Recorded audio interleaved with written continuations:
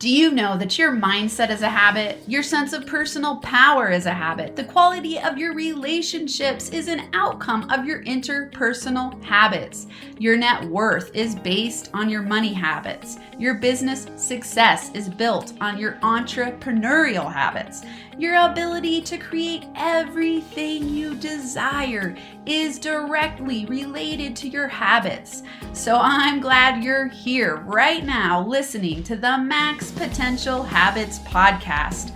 I'm your host, Dr. Amanda Barrientez, the founder of NFA Coaching, and every week I'll bring you tips, tools, and inspirational interviews that will help you learn how to cultivate strategic habits that will set you up to be a NFA habits master so you can create the life and business of your dreams on your terms.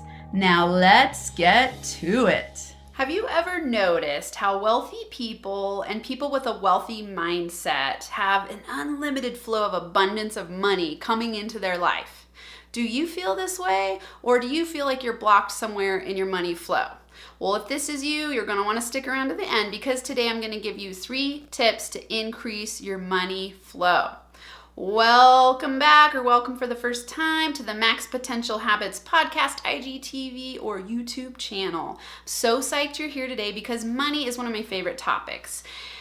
I went from food stamps to 6 figures, and I love teaching people how to shift their mindset and their habits to support wealth development for the long term so that you can create the life and business of your dreams on your terms and develop this thrival mode ability to manifest what you want. It's so important. Money makes the world go round, and I know what it feels like to be really stuck in survival mode, scared and worrying about money nonstop 100 times a day. This might not be where you're at, but I know people who make, let's say they make 6 figures. I've worked with people who make $1 million plus a year, and they still have money blocks.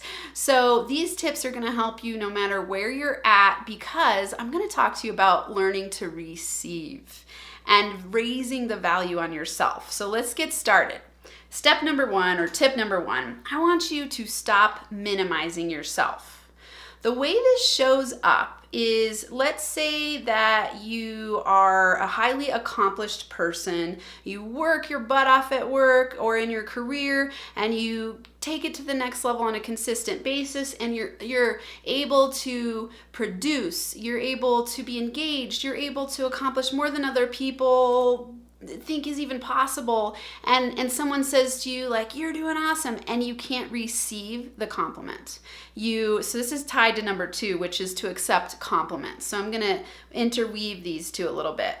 Minimizing yourself is tied to not being able to receive a compliment because you're not able to promote yourself. So people who have a wealthy mindset and are wealth conscious instead of poverty conscious are able to receive compliments, and they don't minimize themselves. So they are able to promote themselves and go like, I'm awesome, and I have something that I know you would want, and I deserve my wealth, I deserve all of the accomplishments, and they're able to celebrate themselves. And when someone compliments them, they're able to just simply say thank you.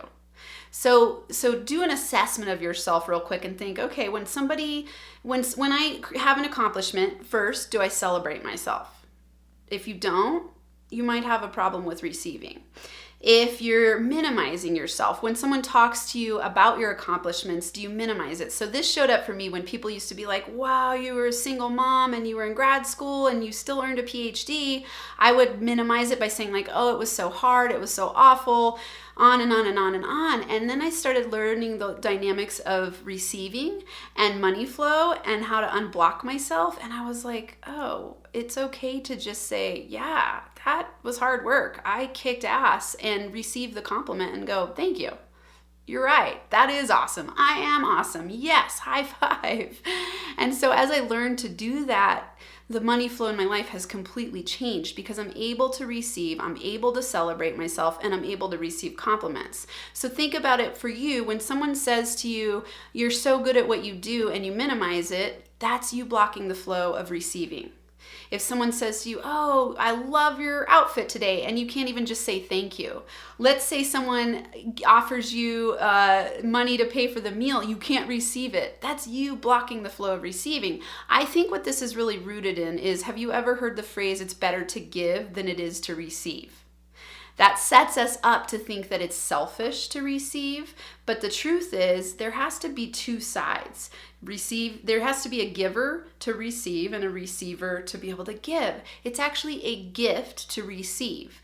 And another thing that's really important for you to think about is that you are training the universe to stop giving to you if you're not able to receive. Let's give you a really practical, metaphorical example. Let's say, or an example that you can apply. So let's say that you have a friend who constantly is giving you gifts, and they're reaching out and they're like, hey, let's go do this. They're inviting you and you're like, I can't go. I don't want to go. They bring you gifts and you're like, I don't want that. You don't say thank you when they give you the gift. So they bring the gift, you feel guilty, you feel bad, you feel like it's too much, you feel like a burden. Instead of just saying thank you, you're actually training that person to stop bringing you gifts. So if you equate this to universal flow of money and unknown gifts that are waiting to come your way, you're blocking that flow by not being willing to receive, by not being open to receive.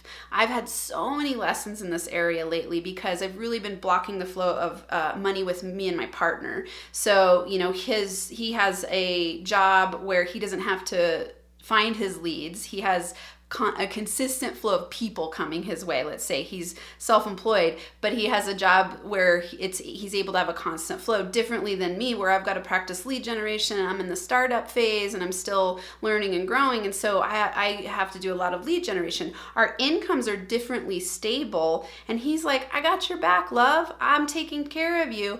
And I've been up until really recently blocking it. I'm like, no, it's too much. I'm a burden. It needs to be equal.